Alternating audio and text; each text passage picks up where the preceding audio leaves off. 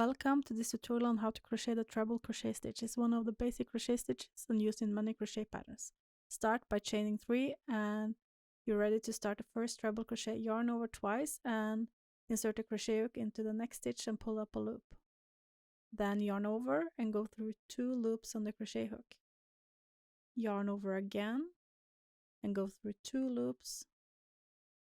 Yarn over and go through 2 loops. That's 1 treble crochet. Let's do another one. Yarn over twice.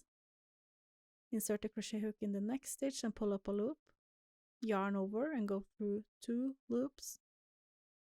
Yarn over and go through 2. Yarn over and go through 2.